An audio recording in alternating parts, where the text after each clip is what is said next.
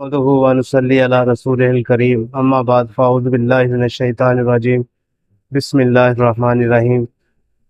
मेरे हम मकतब साथियों और नहायत ही वाजिबुल एहतराम असातिज़ाने गिरामी, तो जब हम किसी दवाई को तजवीज़ करते हैं ना, तो ग़िज़ा और दवा तजवीज़ करने से पहले हमको किन चार चीज़ों का पता होना सबसे ज़्यादा ज़रूरी है।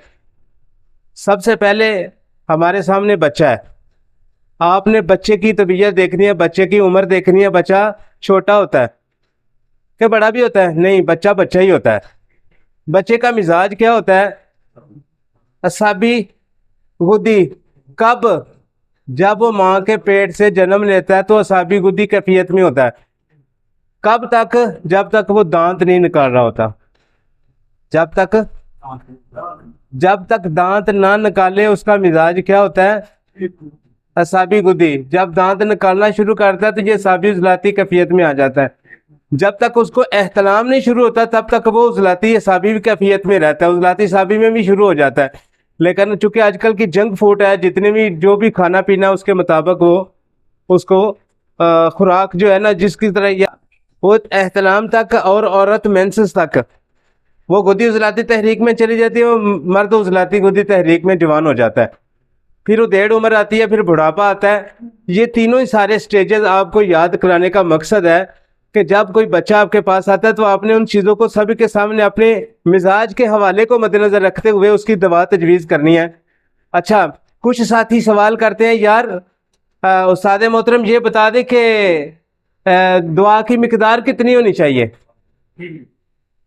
दवाई कितनी मिकदार में होनी चाहिए? साबर रहमतुल्लाह अलैह ने जो फार्माकोपिया बयान किया है उसमें उन्होंने ऐसा बयान किया कि कोई तशनगी बाकी नहीं रहती, लेकिन तजर्बा मुशाहदा या किसी उस्ताद के पास ना बैठने की वजह से मैं आपके सामने दो वाक़यात ऐसे बयान करता हूँ कि आपको समझ आ जाएगी कि मिकदार खुराक की कितनी ज़्यादा अहमियत है। मेरे पास एक बच्चा मरीज़ आ जाता है तो मैंने इतनी मोटी मोटी पुड़ियाँ बना के उसको देनी शुरू कर दी। उसकी तकलीफ क्या थी वो पहले सुने। उसको झटके लगते थे, बच्चा खड़ा खड़ा ना ऐसे बस एक सेकंड के लिए रुक जाता था, फिर चलना शुरू कर देता था, फिर खेलना शुरू कर देता था। लेकिन आहिस्ता आहिस्ता उसकी वालदा ने बताया कि वो एक ऐसी स्टेज में चला गया कि अब वो 5 मिनट तक रुका रहता है, 5 मिनट तक स्टक हो जाता है, ना हरकत ऐसे ना ऐसे। नब्ज देखी, करूरा देखा, वालदा से पूरी हिस्ट्री ली। हिस्ट्री लेने के बाद क्या देखा कि उसकी जो दवाई जो मैंने सेलेक्ट की उसको मैंने तराके कजाज देने की कोशिश की, क्योंकि उसके पेट में बहुत ज़्यादा इस तरह हवा की आवाज़ आती थी। मैंने उसको तराके कजाज दी, लेकिन और मेरे बड़े भाई हैं मेरे साथ दवाइयाँ तैयार करते हैं, दवाई बना के जो देते हैं, उन्होंने मोटी मोटी गोली सारी उसके पुड़ी के अंदर बना के देनी शुरू कर दी। यानी उन्हें पूरा हफ्ता दी, उसकी तकलीफ बजाय कम होने के बढ़नी शुरू हो गई। मैंने उससे बोला, यार आपने दवाई बना के दी है, मरीज मेरा ठीक नहीं हुआ। तो मैंने उसके साथ सारी हिस्ट्री ली कि मरीज ने बदपरहेजी भी कोई नहीं की, बच्चे को जो बताया था उसने वैसे ही खाया। फिर उसे मैंने बोला, यार आपने जो पुड़िया बना के दी है वो तो मुझे दिखाओ, यार आपने कितनी मोटी पुड़िया बना के दिया है। तो वाकई उसने चने बराबर जो गोली थी वो सारी उसको ब्री करके एक एक गोली उसमें डाल दी थी। अब गौर करें कि बच्चे की उम्र 7 साल है, 7 साल के अंदर उसको एक माशे की मिकदार तो नहीं देनी चाहिए थी। अब उसके साथ मैंने रत्ती रत्ती खुराक देनी शुरू की, उसके बाद आज तक उसको दौरा बना ही नहीं। कितना फर्क आया जी अगर मिकदार खुराक को मद्देनजर ना रखते हैं। साबर साहब तहकीकात और मुजरबात के अंदर बयान करते हैं, कहते हैं एक रत्ती मिकदार, जमाल गोटे की एक रत्ती की मिकदार मुसल है, एक रत्ती की मिकदार मुसल है। लेकिन अगर उसके निसफ आप 2 चावल की मिकदार में दे देते हैं तो ये हल्का मलयन है। फिर उसके कहते हैं कि 1 चावल की मिकदार में दे देते हैं तो ये शदीद बन जाती है दवाई। अगर उसके 1 चावल का चौथा हिसाब दवाई देते हैं जमाल गोटा तो ये मुहर्रक दवाई बन जाती है। दाफे रिया और तेजाबियत साबर साहब लिखते हैं कि दवाई बन जाती है, जिस्म को गर्म तो करेगी, मोशन नहीं लाएगी और मुकवी असरात देना शुरू कर देगी। अगर उसको एक खशकाश के दाने में आप इस्तेमाल करवाना शुरू करते हैं, ये मुआलिज की हजाकत है कि जिसको सिर्फ साबर साहब रहमतुल्लाह अलैह ने हमें बताया, और कोई बंदा किसी किताब में इस तरह कायदा कुलिया किसी ने नहीं बयान किया। ये भी याद रखेंगे। साबर रहमतुल्लाह अलैह को निखार के हमारे सामने रखने वाले अब्दुल हकीम, अल्लाह इसकी कब्र को करोड़ों जन्नतों में घर बनाए। हमें इतना इन्होंने सबक दिया, इतना सबक दिया कि मैं चंद एक अल्फाज में आपके सामने रखना चाहता हूँ। आप मेरी बात को तवज्जो दें, और जब तक आप नब्ज को गौर से नहीं देखेंगे तब तक आप दवाई सिलेक्शन तो दूर की बात, किसी को शिफा की तरफ नहीं ले जा सकेंगे। तो बराए मेहरबानी जो भी फार्माकोपिया के अंदर पढ़ा लिखा हुआ है, जैसे शदीद 5 के मुतल्लक साबर साहब कहते हैं कि इसकी मिकदार खुराक, शदीद 5 की मिकदार 1 रत्ती से लेके 1 माशा तक होनी चाहिए। 3 शदीद की मिकदार 1 माशा से 3 माशे तक होनी चाहिए। शदीद 4 की मिकदार खुराक क्या है, वो कहते हैं कि 2 माशे से लेके 3 माशे तक भी हो जानी चाहिए, कोई एतराज नहीं। इसी तरह मुसल के बारे में लिखते हैं, अक्सीर के बारे में लिखते हैं, तरियाक के बारे में लिखते हैं, सारी सिचुएशन साबर साहब बताते हैं। तो यार अगर हम खुद गौर नहीं करेंगे तो एक दफा मेरे कहने पे आप रत्ती की मिकदार देख लें, रत्ती कितनी होती है। मैंने अपने भाई हैं इधर, अपना तारक साहब, उनसे रत्तियां मंगवाई मैंने। ये देखें, 1 रत्ती की मिकदार है ये, इसको रत्तियां कहते हैं। 1 गोली 1 रत्ती की मिकदार है। और यार कभी इसको अगर रत्तियां खरीद के ना कुछ थोड़ी सी तवज्जो दे, ऐसी तवज्जो दे कि आपको पता लगे कि आपने रत्ती होती कितनी है, उसका वजन कितना होता है। ये देखे कितना मेरे उंगलियों के दोनों के दरमियान आपको नजर आ रहा है जी।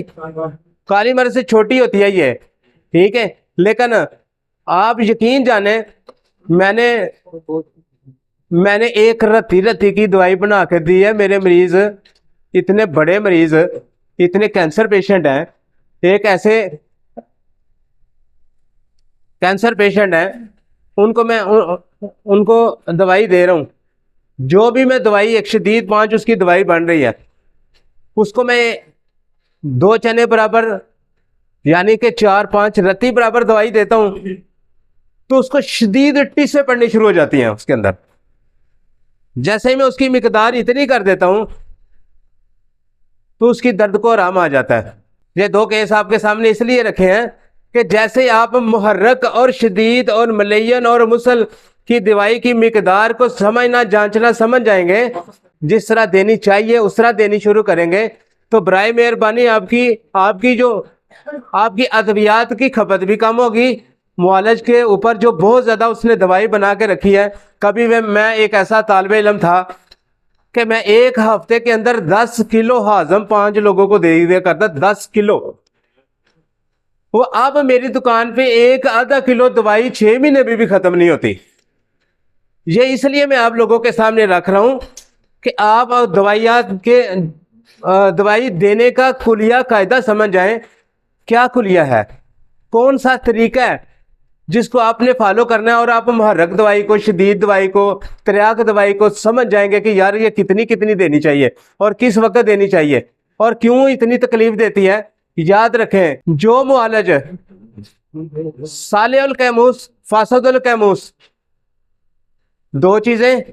तीसरी चीज याद रखें कि कैफियत, अद्वियात कैफियत पैदा करती हैं, छेड़ के जिस्म से पेशाब खाने के रस्ते खारिज हो जाती हैं।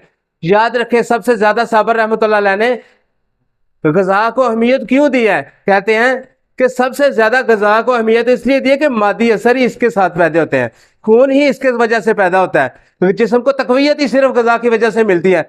दवाई तो सिर्फ कैफियत पैदा करती है, दवाई सिर्फ कैफियत पैदा करती है।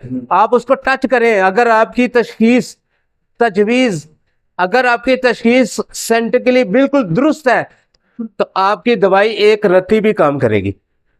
साबर रहमतुल्लाह अलैह ने जिस तरह बताया, वो वाकई मैंने उसी तरह ही पाएंगे जिस तरह साबर रहमतुल्लाह ने लिखा कि 1 रत्ती इसकी मिकदार है।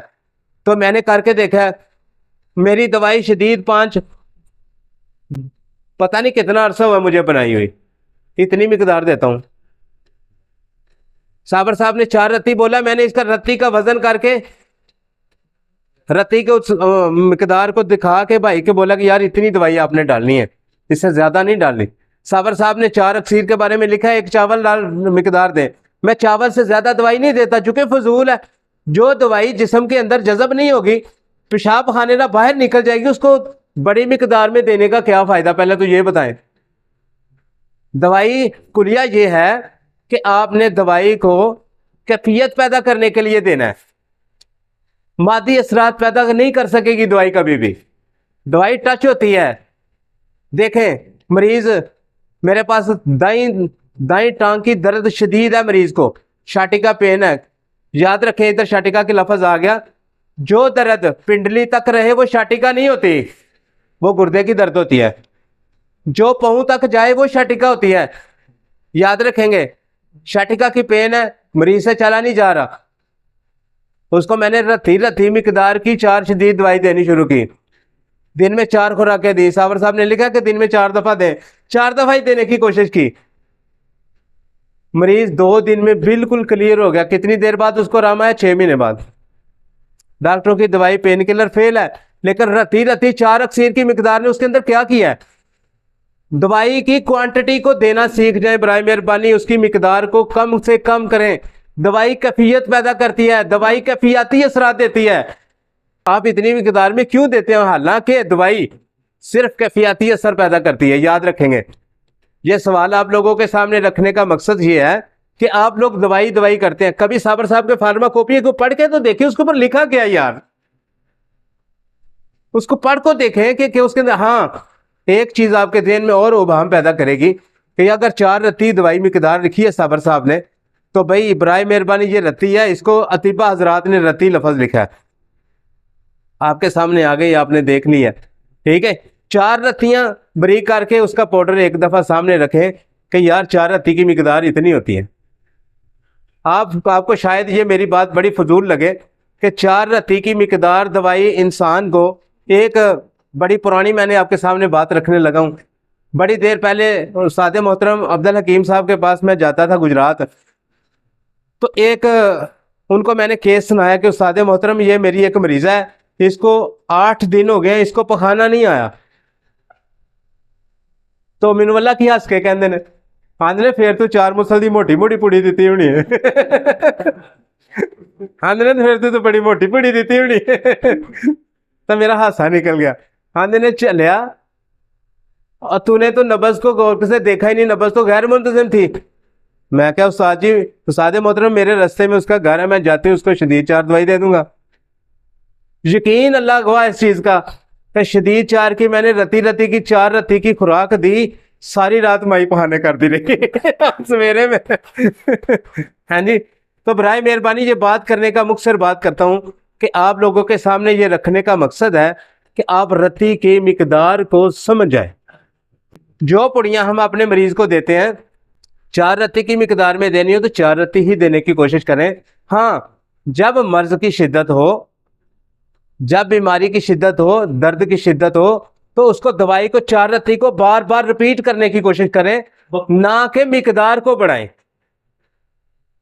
ना कि मिकदार को नहीं बढ़ाएंगे और उसकी मिकदार उतनी रखेंगे, वक्फा कम कर देंगे। ये बहुत बड़ा कुलिया, याद रखेंगे। तादाद बढ़ा दें, यानी कि मरीज को दवाई की पुड़ियाँ जो आप 3 देते हैं 6 दे दें, कोई मसला नहीं, घंटे घंटे बाद दे दें। साबर साहब क्या कहते हैं कि त्रियाक सिफ्त दवाई जो है वो आप 15-15 मिनट बाद दें। नहीं तो कोई भी साबर साहब की किताब खोल के देख लें जिसके अंदर साबर साहब ने त्रियाक 4 को तजवीज़ किया है, त्रियाक 6 को तजवीज़ किया है, त्रियाक 5 को तजवीज़ किया है। याद रखने वाला कुलिया, सारी जिंदगी अपने सामने बात को मेरे को याद रख लें। मेरा कसूर नहीं होगा जो मैं आपको व्हाट्सअप करता हूँ, मैं मुजरम नहीं बनना चाहता, मेरी बात को फॉलो करें।